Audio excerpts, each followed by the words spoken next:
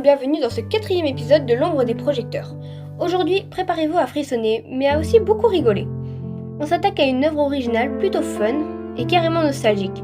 Goosebumps, the musical directement adapté par la saga culte Chair de poule, de Robert Lowenstein, porté par les compositeurs entraînés de Danny Abosch et du livre signé John Macleay. Si vous avez grandi avec ce genre de roman, ou si vous aimez les ambiances mystérieuses du genre coulisses de théâtre, ce spectacle est une merveille absolue pour vous. L'aventure se déroule dans un collège d'apparence ordinaire, Woods Mill.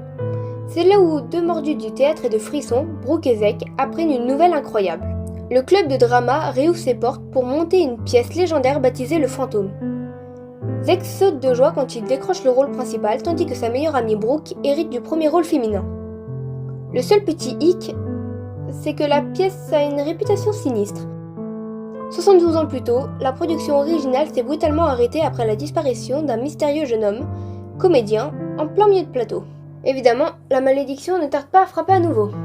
Projecteur qui frôle le drame, avertissement sanglant peint sur la scène, silhouette ténébreuse qui se glisse dans les passages secrets, les soupçons se tournent immédiatement vers Zeke, connu pour être le gros farceur de la bande, bien décidé à nettoyer son nom.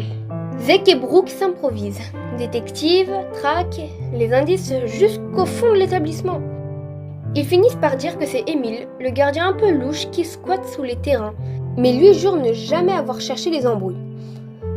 Le mystère atteint son sommet le soir du grand gala. Alors que le spectacle bat de son plein, un véritable esprit s'invite sous les projecteurs. Mais contre toute attente, l'apparition n'a rien de malveillante.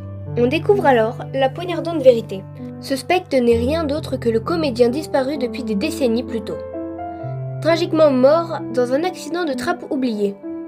Bloqué depuis 1950, il ne cherchait pas à nuire, mais simplement à accomplir son rêve d'enfant, chanter son solo devant des milliers de spectateurs. Derrière ces airs de comédien horrifique, le show ouvre une vraie déclaration d'amour à la magie.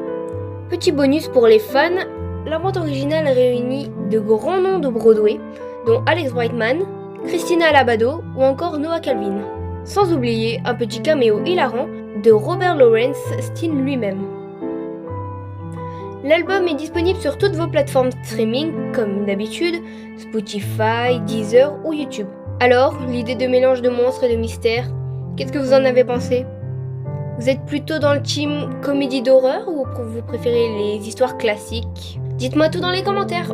On se donne rendez-vous à très vite.